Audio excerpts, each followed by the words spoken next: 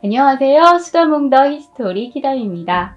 오늘은 2000여 년 전 로마로 넘어가 보려고 합니다. 로마의 초대 황제 아우구스투스가 바로 오늘의 주인공인데요. 사실 아우구스투스에 대한 이야기를 준비할 때 그의 정치적 행보는 좋아하지 않으실 것 같아서 사랑이나 가정사 등 개인적인 이야기에 초점을 두려고 했는데 또 이분의 정치적 행보가 너무 스펙타클해서 건너뛰기가 어렵더라고요. 그래서 아우구스투스는 1, 2편으로 나누어 이야기 진행을 하려고 합니다. 1편은 그가 어떻게 로마의 1인자가 될 수 있었나? 2편은 그의 사랑 또는 가정사 이야기가 되겠네요. 자, 그러면 아우구스투스가 로마 정치사에 등장하게 된 이야기부터 시작해 볼까요? 아우구스투스의 원래 이름은 가이우스 옥타비우스 투리누스입니다. 카이사르의 양자가 된 후에 가이우스 율리우스 카이사르 옥타비아누스로 개명하게 되는데요. 그래서 이름을 일단 옥타비아누스로 부르도록 하겠습니다. 1400년을 존속해온 이 강력한 제국 로마를 만들어낸 사람은 바로 율리시스 카이사르라고 할 수 있는데요. 여러분이 시저로 많이 알고 계신 바로 그분이시죠. 클레오파트라와의 운명적 사랑 이야기로 유명하시고요. 카이사르가 절대 권력자 황제로 등극하게 되는 거 아닌가 하고 두려움을 가지게 되었던 원로원 공화파들이 반란을 일으켜서 카이사르는 결국 죽음을 맞게 되는데요. 브루투스 너 맞아 하며 마지막 말을 남기고 원로원의 차가운 대리석 바닥에 쓰러지게 되었죠. 카이사르 암살 이후 권력이 원로원 쪽으로 돌아올 줄 알았는데 카이사르파 핵심 인물 안토니우스가 이 사건 이후 처음에는 원로원에 협조적이다가 카이사르에 대한 평민들의 지지를 확인한 후에는 원로원에 책임을 묻기로 합니다. 그래서 암살 주모자들은 정권을 잡기는커녕 살해 위협에 시달렸고 결국 자살을 하거나 타살로 모두 생을 마감하게 됩니다. 이후 카이사르의 후계자는 누가 될 것인가에 관심이 몰렸고 사람들 사이에 설왕설래가 있었. 카이사르가 사랑했던 이 이집트의 여왕 클레오파트라 7세 이 두 사람 사이에는 7살 된 카이사리온이라는 아들이 있었어요. 그래서 그가 후계자로 지목될 것인가에 관심이 쏠렸지만 7살밖에 되지 않은 아이가 후계자가 되기에는 너무 어렸던 거죠. 또 후계자 후보로 거론된 사람은 카이사르의 오른팔로 수많은 전쟁터를 함께 누볐던 38살의 안토니우스. 아무래도 안토니우스가 후계자가 되지 않겠냐 하고 다들 짐작을 했는데 카이사르의 유언장은 전혀 다른 방향을 가리키게 됩니다. 유언장에는 나의 후계자는 가이우스 옥타비우스 투리우스이며 그를 나의 양자로 삼는다 라고 적혀 있었어요. 기원전 63년에 태어난 옥타비아누스는 카이사르의 누이 율리아 카이사르의 외손자로 당시 19살의 어린 청년이었어요. 원로원에서는 난리가 났겠죠. 이 옥타비아누스의 어머니 아티아는 이 카이사르의 외조카이니까 귀족이죠. 그런데 옥타비아누스의 아버지가 평민이었어요. 그래서 실제로 그의 신분은 평민 신분이었습니다. 그런데 옥타비아누스가 4살 때 아버지가 죽고 어머니 아티아가 재혼을 한 후에 외할머니 율리아 카이사르의 손에서 자라게 되는데요.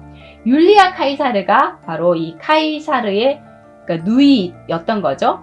합법적인 결혼으로 얻은 자식이 없었던 카이사르. 이 클레오파트라와도 합법적인 결혼을 한 건 아니니까요. 카이사르는 이 누나의 외손자인 총명한 옥타비아누스를 눈여겨봤고 후계자로 지목해 둔 것인데 자신도 스스로가 이렇게 빨리 죽을 줄은 몰랐겠죠. 사실 좀 더 오래 살았으면 유언장이 바뀌었을지도 몰라요. 당시 알리리아의 아폴리나에서 공부를 하고 있던 옥타비아누스는 안토니우스에게 죽음을 당할지도 모르니 로마로 가면 안 된다는 주변의 충고에도 후계자로 지목된 이후 바로 로마에 갑니다. 로마는 난리가 났죠. 19살 어린 이 꼬맹이가 카이사르의 후계자라고? 가장 분노로웠던 사람은 당연히 안토니우스였습니다. 당시 안토니우스는 군대, 재정, 인맥, 원로원까지 모두 장악하고 있었고 하루라도 빨리 이 옥타비아누스를 제거하고 1인자가 되기로 하죠. 이런 안토니우스의 성급함이 그의 비극이 되는데요. 그가 보여준 태도가 독재자처럼 보였던 거죠. 여기에 불안감을 느낀 원로원 공화파가 키케로를 선두로 안토니우스에게 반기를 듭니다. 키케로는 카이사르와는 평생의 정적이었던 정치가였는데 노련한 안토니우스를 경계하기 위해 덜 위협적인 젊은 옥타비아누스를 지원할 수밖에 없었던 거죠. 이건 옥타비아누스를 얕본 키케로의 또 엄청난 실수라고 할 수 있겠습니다. 덕분에 어부지리로 시간을 벌게 된 옥타비아누스. 나이는 어리지만 만만치 않은 인물이었던 그는 권력의 핵심에 들어가기 위한 준비를 합니다. 기원전 43년 원로원은 옥타비아누스를 부관으로 합류시킨 군대를 만든 다음 자 이제 너에게도 위협이 되는 안토니우스를 처단해라 라고 명령을 하는데 영리한 옥타비아누스는 원로원의 기대와는 달리 안토니우스 레피두스와 함께 우리 이러지 싸우지 말고 권력을 나누어 가집시다 라고 제안을 했고 옥타비아누스, 안토니우스, 레피두스는 제휴를 하게 돼서 이른바 2차 삼두 정치를 결성하게 됩니다. 그리고 옥타비아누스는 자신의 누이를 안토니우스와 결혼시킴으로써 정치적 동맹을 맺게 되죠.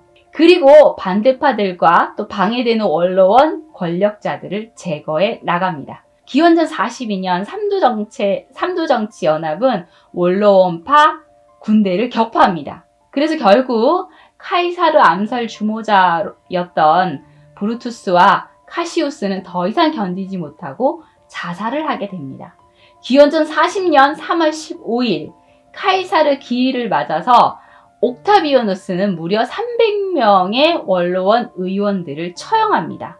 카이사르 암살에 대한 복수이고 자신이 카이사르의 후계자임을 선포하는 것과 같은 의미의 행동이었던 거죠.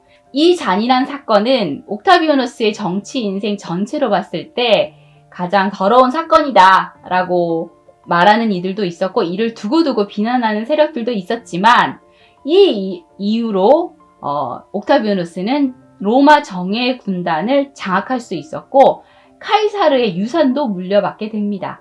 강한 군대와 엄청난 재산을 가지게 되었죠. 이후 옥타비아누스는 삼두 정치의 가장 약한 고리인 레피두스를 먼저 숙청합니다. 자, 이제 옥타비아누스에게 남은 적은 안토니우스였는데요.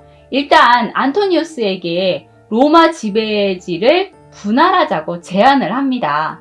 옥타비아누스는 로마와 서방을 통치하고 안토니우스에게는 이집트와 동방을 통치하는 것이 어떠냐라고 제안을 한 거죠. 당시 이집트와 동방은 로마 재정의 공급처였어요. 이런 중요한 곳을 자신에게 넘기면서 통치하라고 하니 안토니우스는 거절할 이유가 없겠죠. 거기서 나는 돈이 다 자신의 것이 되는 거잖아요. 거기다 이집트에 가면 꼭 만나고 싶은 사람이 있었죠. 바로 카이사르를 홀딱 빠지게 만들었던 그 매력적인 이집트 여왕 클레오파트라. 안토니우스 역시 클레오파트라의 매력에 퐁당 빠져 있었고 드디어 그녀를 내 여자로 만들 기회로군 옳다구나 하며 이집트로 뿅뿅뿅 달려갑니다. 옥타비아누스는 이 황금의 땅을 왜 안토니우스에게 넘겨주었을까요? 옥타비아누스는 안토니우스를 일단 로마에서 떠나보내야만 이후에 자신에게 유리한 여론을 만들 수 있을 거라는 판단을 했던 거예요. 그래서 안토니우스를 로마에서 떠나보냈던 거죠. 로마 지배지를 분할 통치한다고 해도 어쨌든 정치의 중심지는 이 로마니까요. 일단 옥타비아누스는 카이사르를 신격화하는 작업을 합니다. 카이사르를 높이면 높일수록 카이사르의 후계자인 자신도 함께 높아지는 거니까요. 이제 카이사르는 신이 되었고 자연스럽게 옥타비아누스는 신의 아들이 되었던 거죠. 이제 로마의 모든 권력은 이집트의 클레오파트라에게 푹 빠져 정신 못 차리고 있는 안토니우스에게서 옥타비아누스에게로 빠르게 이동하기 시작했습니다. 이집트에서 희희낙낙 놀고 있던 이 안토니우스는 이 사실도 모르고 클레오파트라와 즐거운 시간을 가지고 있었죠. 안토니우스는 이 클레오파트라와 실제적인 부부가 되었고 옥타비아누스의 누이인 옥타비아와는 이혼을 합니다. 이것은 옥타비아누스와 안토니우스의 정략적 결합이 깨졌다는 의미인 거죠. 옥타비아누스는 이제 안토니우스를 쳐낼 준비를 합니다. 일단 클레오파트라 7세를 로마의 영웅 안토니우스를 휘어잡아 꼼짝도 못하게 만든 요부로 소문을 내고 안토니우스의 위상을 떨어뜨립니다. 이집트의 요부에 빠져 로마 시민을 외면하고 쾌락에 빠진 장군의 이미지를 만들어낸 거죠. 실제로도 조강지처 버리고 아이도 버리고 아르메니아 지역을 정복하고도 로마에 귀속시키지 않았어요. 대신 클레오파트라와의 사이에서 난 아들 알렉산드로스 헬리오스를 그 왕자 자리에 앉혔으니까 틀린 말도 아니긴 하고요. 옥타비아누스는 안토니우스가 로마를 배신하려고 한다는 결정적인 증거로 로마 신전에 있던 안토니우스의 유언장을 공개합니다. 유언장에는 로마가 정복한 영토는 자신의 아들들을 왕으로 하고 본인과 클레오파트라의 무덤을 알렉산드리아에 건설하라 라고 적혀 있었죠. 로마인들은 이 유언장으로 더더욱 안토니우스를 배신자로 생각했고 원로원은 집정관 권한을 박탈하고 이집트에 선전포고를 합니다. 결국 안토니우스와 옥타비아누스는 전쟁을 하게 되었고요. 기원전 31년 악티움에서 양군의 대군이 부딪히게 됩니다. 결과는 옥타비아누스의 친구이자 동지인 아그리파의 대승이었죠.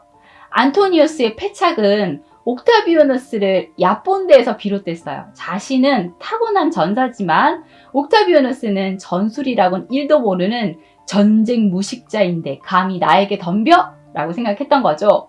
안토니우스는 옥타비아누스를 무능한 겁쟁이라고 얘기했다고 합니다. 하지만 옥타비아누스는 자신이 못하는 거면 잘하는 사람을 그 자리에 앉혀 잘하게 하면 된다는 주의였어요. 아그리파는 타고난 전사였고 옥타비아누스를 대신해 승리를 가져다 준 거죠. 기원전 30년 전쟁에서 패한 안토니우스는 클레오파트라와 함께 자살로 생을 마감하게 됩니다. 33세의 옥타비아누스는 이제 로마의 모든 권력을 장악하게 되었죠. 로마의 원로원 공화파들은 바짝 긴장하게 됩니다.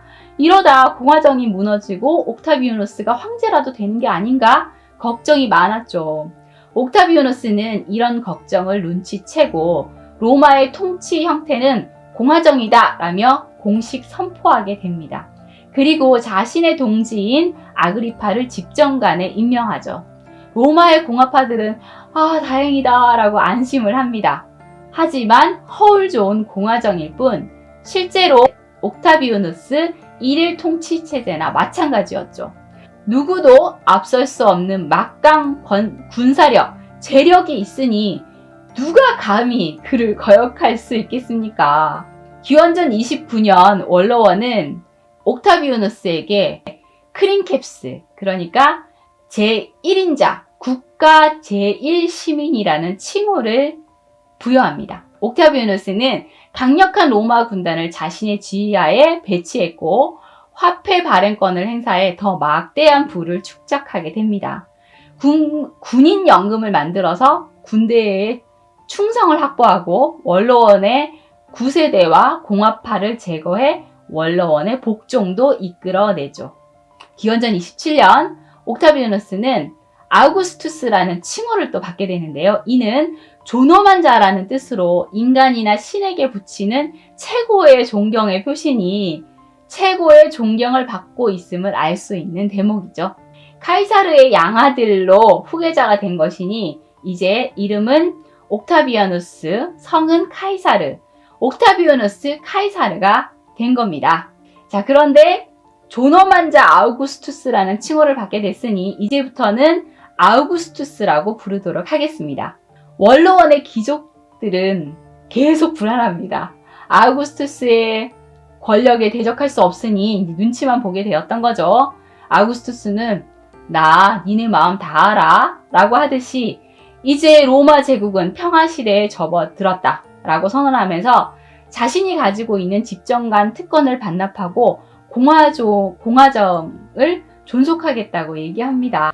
걱정 마, 나 황제 안 한다니까 라며 이 귀족들을 달래는 거죠. 그런데 문제는 로마의 시민들이었어요. 옥타비아누스는 이미 시민들에게 최고의 인기를 얻고 있었고 귀족들이 평민들의 보호자인 옥타비아누스를 몰아내려고 한다며 이 귀족들의 원로원을 공격하며 폭동을 일으켰던 거예요. 시민들이 이렇게 나오자 원로원 귀족들은 또 할 수 없이 그들과 협상을 하게 되는데 집정관 자격을 내놓은 옥타비아누스에게 전직자 우대 차원에서 서쪽 로마 영토와 시리아를 통치하게 해주는데 사실 이 지역의 70%가 로마군이 주둔하고 있었기 때문에 실제적으로는 로마 군대 통솔권을 준 것과 마찬가지였어요. 아우구스투스는 이제 17만 명의 로마 정예군을 등에 업게 되어서 그 누구도 무력으로 도전할 수 없게 됩니다. 그리고 임페라토르, 승리자라는 칭호를 만들어 부르기도 합니다. 아우구스투스, 존엄한 자에다가 임페라토르라는 승리자라는 이름이 붙었으니 존엄한 승리자가 되고요. 말 그대로 황제나 마찬가지가 된 거죠. 아우구스투스와 임페라토르는 그 이후에 그의 후계자들에게 계속 전해져서 이제 이후에는 황제를 부르는 칭호가 되었습니다. 아우구스투스는 시민들이 이렇게 원하니까 할 수 없지 라며 이 임페라토르라는 이런 칭호로 군사 총지휘관 또는 총독 자리를 받아들이는데 그러면 내가 10년만 할게 라고 얘기를 합니다. 하지만 10년이 지나서는 또 똑같은 상황이 생겨요. 난 이제 물러나겠다, 이제 그만해야겠다 라고 하면 또 이 시민들이 안 됩니다 라고 얘기를 해서 그럼 10년만 더 할게 이렇게 계속 되풀이 되었던 거죠. 로마 시민들에게 이렇게 지지를 받을 수 있었던 건 이 아우구스투스가 그만큼 잘했다는 얘기인 거잖아요. 그가 뭘 잘했나 그의 정치적 행보를 한번 살펴볼까요? 아우구스투스의 통치 시기를 로마의 태평성대 시대라고 할 수 있겠습니다. 기근이 들면 국고를 풀 뿐만 아니라 자신의 개인 재산까지 기부해서 로마 시민들의 안정을 도왔어요. 그런데 아무리 식량을 배급해도 빈민의 수가 눈에 띄게 막 줄어들진 않는 거예요. 이러다 보니 시민들의 배고픔을 잊게 할 무언가가 필요했어요. 그래서 각종 이 오락 경기를 주최해서 로마의 빈민 문제를 잠시라도 잊게 만들었어요. 그리고 로마에 소방청, 경찰청을 설치해서 재해나 범죄로부터 안전한 로마를 만들어 갑니다. 2000여 년 전에 소방청, 경찰청 이런 걸 만들었다고 하니까 대단하지 않나요? 아우구스투스 칭호를 받고 이 취임식을 할 때 모여든 군중들에게 그가 한 얘기가 있어요. 여러분들이 지금 밟고 서 있는 이 땅은 머지않아 모두 대리석으로 바뀔 것입니다. 그리고 이 말을 실천해 나가죠. 세금 제도를 정비하고 도시경관을 바꾸는 거대한 토목사업과 건축사업으로 도로, 다리, 정부 청사 등등을 건설하는 데 힘씁니다. 그래서 결국 약속한 대로 로마 땅을 진흙땅에서 대리석으로 바꾸어 놓습니다. 그리고 학술, 문예, 예술을 장려해 로마 문화의 황금 시대를 구가했으니 아우구스투스가 엄청난 지지를 받게 되었던 거죠. 사실 아우구스투스는 전쟁을 그렇게 좋아하지 않았어요. 되도록이면 외교로 문제를 해결하려는 이 아우구스투스의 이 외교 태도는 시민들에게 크게 신뢰를 샀죠. 전쟁을 하면 나라가 불안정해지고 이걸 좋아할 시민들은 없었으니까요. 앞에서 말한 것처럼 아우구스투스는 치세 당시 정복전쟁을 많이 하지 않았습니다. 권력을 다지고 되도록이면 평화롭게 지내려고 했던 것이 그의 정치 노선이었죠. 다만 게르만의 땅을 차지하려고 몇 번이나 원정군을 북쪽으로 보냈는데요. 로마와 게르마니아 국경선이 이때는 라인강이었는데 더 북쪽에 엘베강까지 올리고 싶었던 거죠. 그런데 이게 생각처럼 되지 않아서 가는 족족 깨져요. 원정은 실패로 끝났고 아우구스투스는 훗날 죽음을 맞이할 때 게르마니아를 정복하려는 욕심을 버려라 라는 유언을 할 정도였다고 해요. 그러니 이 게르만족들이 진짜 싸움은 정말 잘했나 봐요. 기원전 12년 아우구스투스는 로마 종교의 수장인 대신관이 되어서 정치 종교의 최고 자리에 오르게 됩니다. 대신관은 로마 시민의 종교를 다 관할하는 대제사장인 것인데요. 종교의 힘 아시죠? 이 종교의 최고의 자리에, 수장의 자리에 올랐으니 이제 정말 아우구스투스를 거역할 사람은 1도 없는 그런 상황이 된 겁니다. 그런데 아우구스투스는 그 자신의 약속대로 한 번도 황제의 칭호를 사용하지 않았고 머리에는 관을 쓰지 않았어요. 실질적인 1인자일지라도 나는 내 약속을 지켰다라는 걸 보여주는 거죠. 하지만 겉으로 보기에만 공화정이 유지되는 것처럼 보였고 실제적으로는 아우구스투스의 1인에게 권력이 집중된 형태, 그러니까 로마는 황제 국가로 넘어가고 있었다고 할 수 있겠습니다. 서기 14년 77세의 아우구스투스는 사망하게 되는데요. 아우구스투스는 임종자리에서 친구들에게 이렇게 말합니다. 그대들의 생각에 내가 인생 극장에서 내 배역을 적절하게 연기한 듯 하지 않소? 내 역할을 잘 수행했으니 박수를 보내주오. 그리고 칭찬을 받으며 무대에서 내려오게 하오. 그간 그는 그의 배역에 충실하느라 늘 긴장하고 힘이 들었나 봅니다. 그래도 다행이죠. 전임자들처럼 살해당하거나 자살하거나 하는 게 아니라 이렇게 편안히 죽음을 맞게 된 것이니까요. 그가 얼마나 노련한 정치가였는가는 그의 이 마지막 죽음에서도 알 수 있을 것 같습니다. 아우구스투스가 사망하자 원로원과 시민민회는 그를 신으로 신격한다고 선포했어요. 자, 여기 보시는 것은 아우구스투스의 대리석 조각상인데요. 맨발인 것은 그의 신성을 상징한다고 합니다.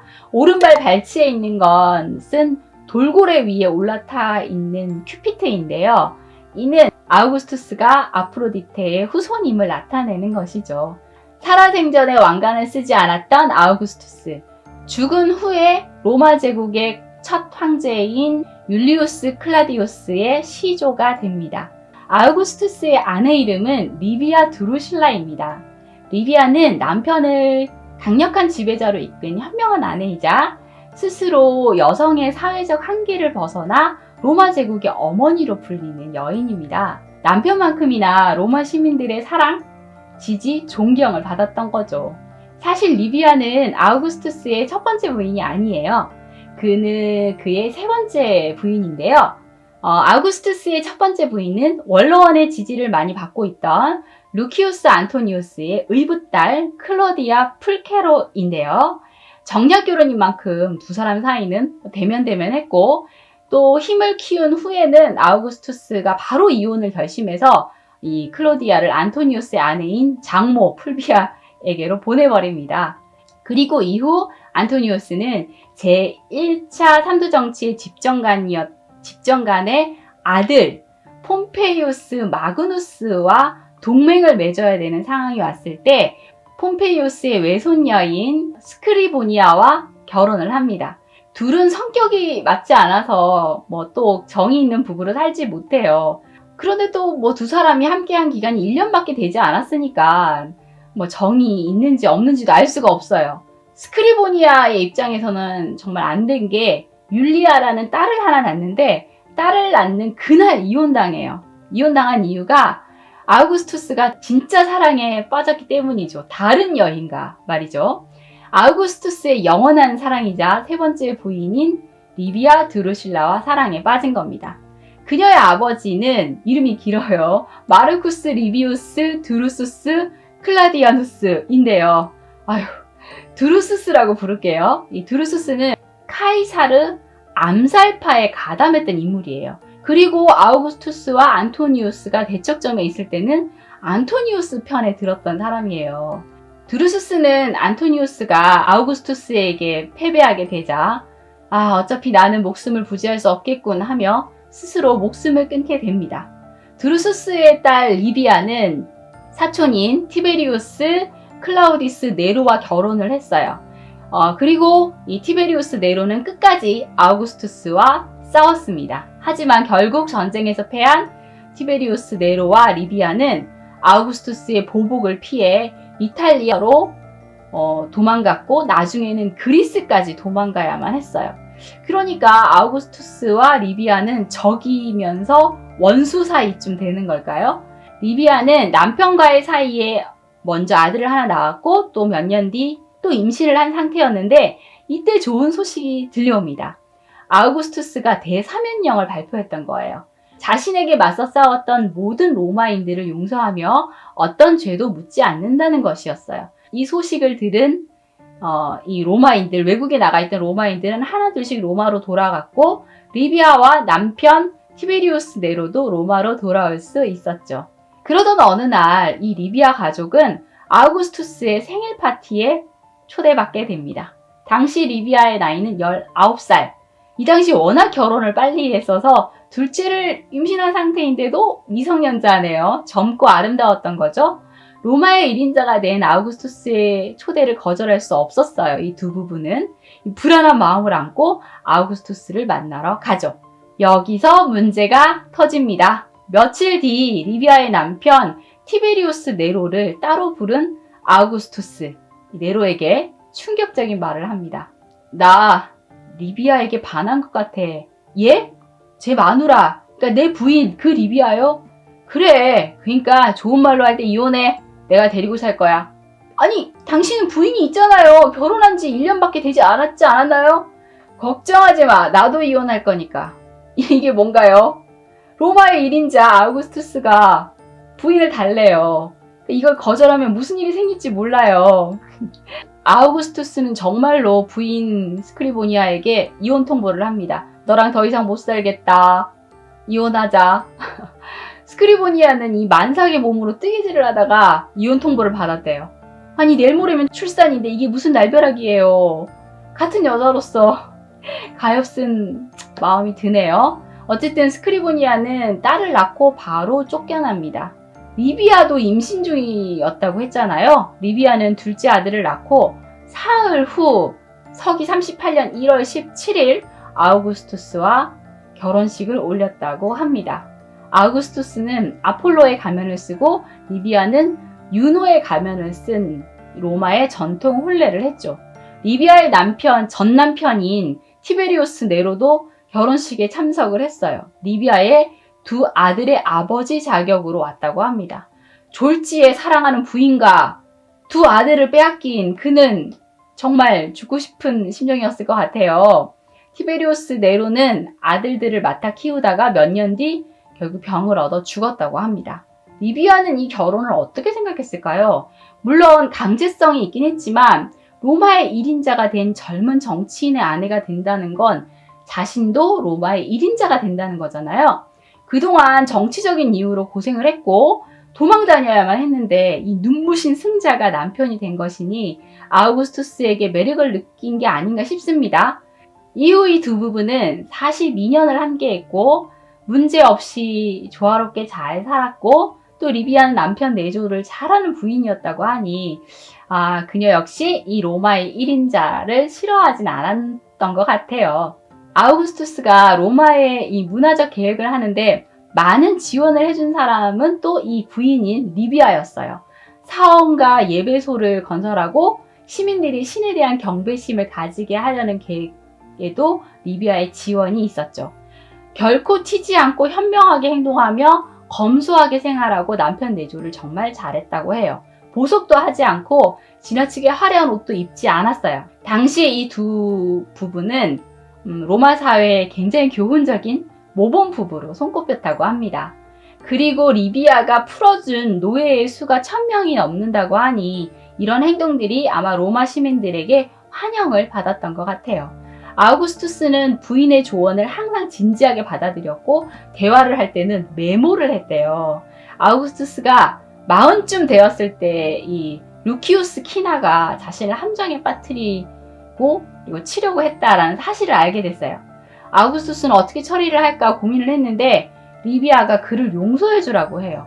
아우구스투스는 부인의 조언을 받아들여서 그를 용서해 줬고 목숨을 살려줬어요. 그리고는 우정을 나누기로 약속을 했죠. 이후 아우구스투스의 권력 구조는 더 탄탄해졌다고 합니다. 아우구스투스가 로마를 지배한 건 사실이지만 또 그를 지배한 건 리비아가 아닌가 싶네요. 그런데 참 안타깝게도 이 두 사람 사이에는 자식이 없었어요. 리비아가 임신을 한 적은 있지만 아이를 사살하고 맙니다. 아우구스투스는 다른 여자들하고는 아무 문제가 없었는데 이상하게 리비아하고는 왠지 잠자리가 잘 되지 않았다는 그런 얘기가 있어요.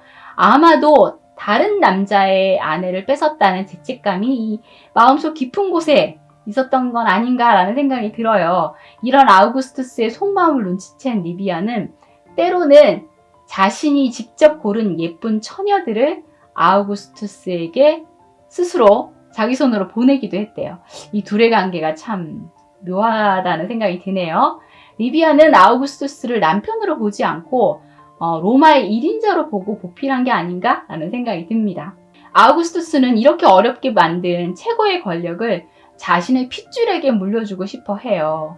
이전에 이 로마의 수장자리는 선량제였어요. 그러니까 능력이 있는 사람을 추대해서 다음 지도자의 자리에 오르게 하는 방식이었던 거죠.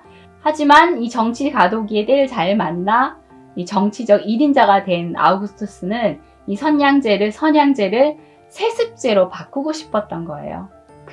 그런데 리비아와의 관계에서는 자식이 없으니 주변 핏줄을 둘러보게 되었는데요. 처음에는 누나 옥타비아의 아들 마르켈루스를 지목해요. 그래서 일단은 자신의 딸, 그러니까 이혼한 전처 스크리보니아 사이에서 태어난 딸 율리아와 이 마르켈루스를 결혼시켜요. 결혼 당시 율리아는 14살이었는데요. 불행히도 마르켈루스는 결혼한 지 2년 만에 죽습니다. 아우구스투스는 또 고민 끝에 율리아를 아그리파에게 시집 보냅니다. 아그리파가 누구인가요? 악티움 전투에서 안토니우스를 격파한 이 아우구스투스의 오른팔이잖아요. 아우구스투스는 아그리파를 더 든든하게 붙들어 놓을 겸 딸을 시집 보낸 건데 이전에 아그리파는 이미 결혼을 한 유부남이었어요. 그런데 이혼을 시키고 율리아와 결혼시킨 겁니다. 무려 23살이나 나이 차이가 나는 두 사람. 율리아는 강제로 또 결혼을 했지만 남편에게 애정을 가질 수는 없었던 것 같아요. 아그리파와 율리아는 아들 둘, 딸 셋을 낳는데 사실 이 아이들이 아그리파의 아이들인지 알 수는 없어요. 율리아가 이미 방탕한 생활을 시작했거든요. 이 충직한 충신 아그리파가 참 무던히 참았기 망정이지 율리아에 대한 온갖 소문이 퍼져나가고 있었습니다. 그리고 또 문제가 생긴 게 아그리파가 50세의 나이로 사망하게 되는데요. 이때는 나이 차이가 워낙 많이 나서 율리아는 겨우 27살이었어요. 율리아는 또 이렇게 남편을 잃었네요. 율리아와 아그리파 사이에는 두 아들이 있었어요. 가이우스 카이사르와 루시우스 카이사르가 있었는데 이 딸의 안 좋은 소문을 들은 이 아우구스투스는 딸과 그들을 멀리하게 하고 자신의 양자로 입적시킵니다. 자, 그리고도 또 뭔가 이 혈연의 고리를 더 만들고 싶었던 아우구스투스는 율리아를 또 결혼시켜요. 이번에는 자신의 아내인 리비아의 아들 티베리우스에게 시집 보냅니다. 티베리우스 역시 또 유부남이었어요. 율리아의 남편이었던 아그리파의 전처의 딸 빕사니아가 이 티베리우스와 연애 결혼을 했던 건데 이 두 사람은 너무도 사랑하는 사이였어요. 그런데 정치적인 이유로 강제로 두 사람을 헤어지게 만들고 티베리우스와 율리아를 결혼시킨 거죠. 티베리우스는 나중에 이 친구 집에 갔다가 우연히 이 빕사니아를 만났는데 뒷모습을 보고 하염없이 울었대요. 이 소식을 들은 아우구스투스는 두 사람이 더 이상 만날 수 없도록 조치해버립니다. 율리아는 이 결혼 이후에도 계속 문란한 생활을 하게 돼요. 저는 사실 이 율리아가 좀 안쓰러워요. 이 여인이 이렇게 문란해진 데는 아버지의 무심함, 어머니의 부재, 정치적인 이유로 억지로 맺어지는 남편들, 이 모든 것 때문에가 아닌가 싶어요. 그녀의 인생을 제대로 살지 못하게 만든 것이 그녀가 자신의 인생을 놓아버리고 문란한 생활을 하게 만든 원인이 아닌가 싶은 거죠. 여튼 율리아는 이 문 남성들과 바람을 피고 이 새로 결혼한 남편은 그녀를 철저히 무시합니다. 티베리우스는 율리아 사이에서 태어난 아이가 7년 만에 죽자 모든 공직을 버리고 로마에서는 더 이상 견딜 수 없다며 로도스 섬으로 가버려요. 율리아의 이 행실이 사람들의 입방아에 오르고 소문이 퍼질 대로 퍼지자 아우구스투스는 이 문제를 확실히 처리하지 않으면 안 되는 상황에 도달하게 돼요.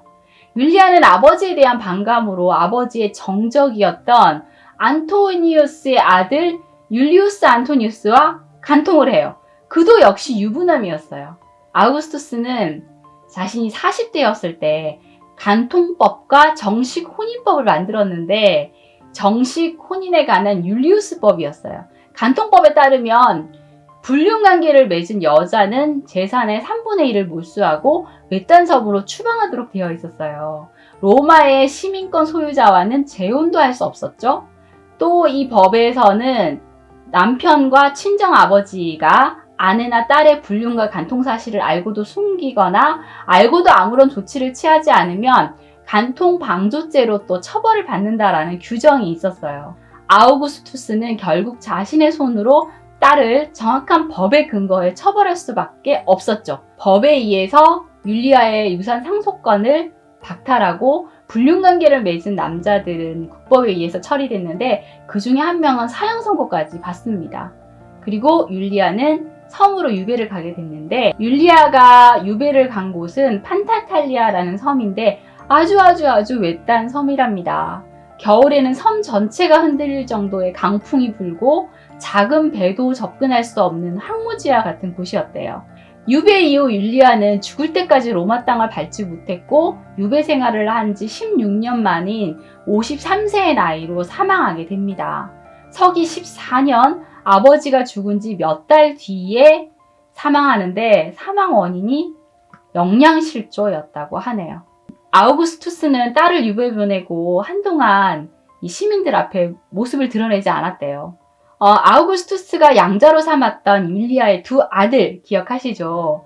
그중 이 가이우스는 황태자의 신분으로 이 동방 원정을 떠나게 됩니다. 아우구스투스의 거의 후계자인 거죠. 그런데 그리스와 소아시아에서 부상을 당하자 난 정치가 무서워요. 전쟁이 무서워요. 평범하게 살래요. 라며 아우구스투스에게 편지를 쓰고 은퇴 선언을 해요.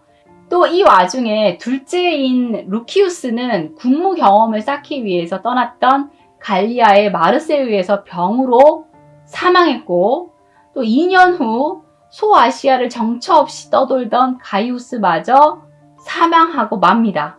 자, 이렇게 핏줄로 이어진 후계자들이 모두 사망하자 아우구스투스는 티베리우스, 그러니까 율리아의 남편인 티베리우스를 선택할 수밖에 없는 상황이 돼서 결국 그를 로마로 불러들여 양자로 받아들이죠.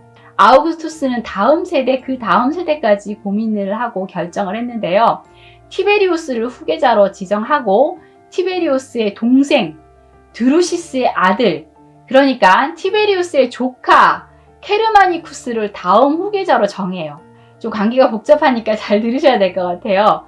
드루수스, 티베리우스의 동생 드루수스는 아우구스투스의 누나인 옥타비아가 낳은 딸 안토니아와 결혼을 했어요. 티베리우스에게도 아들은 있었어요. 그런데 율리아와의 사이에서 낳은 아들이 아니기 때문에 아우구스투스는 자신의 피가 조금이라도 섞인 이를 후계자로 세우고 싶었던 거예요. 그래서 케르마니쿠스와 자신의 손녀 아르그피나와 결혼을 시키죠. 아르그피나는 아그리파와 율리아 사이에서 난 자식이니까 이 아우구스투스의 손녀인 거예요. 이건 이렇게 복잡한 이 상황을 보니 아우구스투스의 핏줄 승계에 대한 욕심을 엿볼 수 있는 것 같아요. 그리고 아우구스투스는 서기 14년에 세상을 떠나는데 리비아와의 마지막 입맞춤을 한 후 리비아여 우리들의 결혼 생활을 기억하며 살아주시오. 자 그럼 안녕 하며 다른 친구들에게 유언하고 또 이제 숨을 거둡니다. 그의 재산 중 3분의 1은 리비아에게 또 3분의 2는 티베리우스와 두루수스에게 남겨져요. 그리고 그 유언장에 자신의 아내 리비아를 카이사르와 이 자신이 속한 율리아 가문에 입양시키고 아우구스타라는 칭호를 남겨요. 이 덕분에 리비아는 아우구스투스 사후에도 율리아 아우구스타라는 새 이름으로 정치적 영향력을 계속 행사할 수 있게 됩니다. 로마 정치인이자 역사학자인 타시투스는 리비아에 대한 의심을 하는 주장을 해요. 아우구스투스의 후계자들이 줄줄이 죽어나간 건 리비아와 무관하지 않다라는 주장을 하는 거죠. 타시투스는 아우구스투스가 숨진 건 역시 리비아가 도구로 오염시킨 돼지고기를 먹였기 때문이다 라는 주장을 했고요. 이 유언장 역시 조작되었다라는 얘기를 합니다. 아우구스투스가 살아생전 그에게 최선을 다한 건 사실이지만 리비아의 마음속엔 권력에 대한 무한한 욕망이 자리 잡고 있었고 결국 자신의 아들을 후계자로 만들기 위해 물밑 작업을 했다는 거죠. 베갯머리 송사로 그치지 않고 직접 나서서 후계자들을 제거했다라고 주장하는 건데요. 물론 증거는 없습니다. 이후 리비아의 행보를 보면 권력에 대한 야심이 정말 마음속에 자리 잡고 있었구나. 그런데 이 야심을 행동으로 옮겼는지는 상상만 하게 되네요. 여튼 아우구스투스의 뒤를 이어 티베리우스가 황제 자리에 오르게 됩니다. 아우구스투스의 가계인 율리우스 가문과 티베리우스의 가문인 클라우디우스 가문이 합쳐진 율리우스 클라디우스 왕조가 탄생하게 된 거죠. 티베리우스는 로마 시민들에게 인기가 없는 황제였어요. 아우구스투스가 40년 동안 엄청나게 많은 공공사업을 벌였기 때문에 재정에 문제가 많아서 긴축 재정을 실시할 수밖에 없었거든요. 귀족들과 부유층 시민들에게 지나친 사치와 향락을 못하게 하고 검소한 절약 생활을 하게 하면서 국고를 풍족하게 나갔고요. 또 아울러 자신도 겸손하게 행동하고 자신의 동상과 흉상을 세우지 않는 그런 겸손한 태도를 보였는데 이건 칭찬해줄 만하잖아요. 그런데 로마 시민들은 그런 걸 알아주지 않았던 거죠. 로마 시민들에게 볼거리를 제공해줘야 인기가 오를 텐데 티베리우스는 검투사 시합도 없애고 볼거리를 없애서 오히려 인기가 떨어졌던 거죠.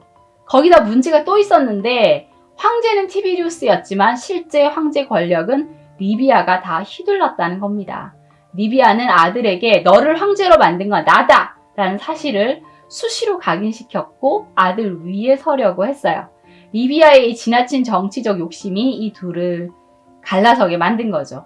티베리우스와 리비아는 사사건건 부딪히기 시작했고 리비아가 자신을 황제로 만들었다는 말에 대한 불만을 이 티베리우스는 계속 터뜨렸어요.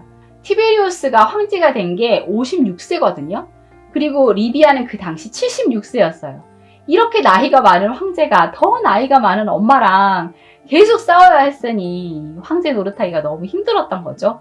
티베리우스는 어머니가 내린 결정이나 원로원이 어머니에게 유리하게 만든 법률에 대해서 연이어 거부권 행사를 합니다.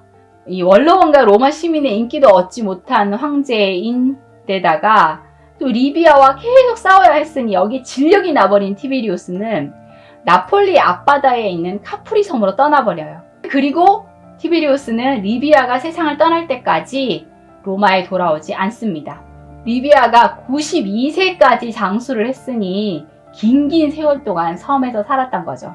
그런데 다음 후계자로 지목된 게르마니쿠스는 여러 차례 게르마니아를 공격하면서 큰 공적을 세웠고 게르만인에게 빼앗겼던 3개의 군기 가운데 2개를 되찾으면서 군인들과 시민들에게 인기를 얻고 있었는데 아내인 아그리피나와의 사이가 또 좋았던지 자식도 6명이나 두고 있어서 이후 황제가 될 몸으로 이 앞길이 탄탄대로였던 거예요.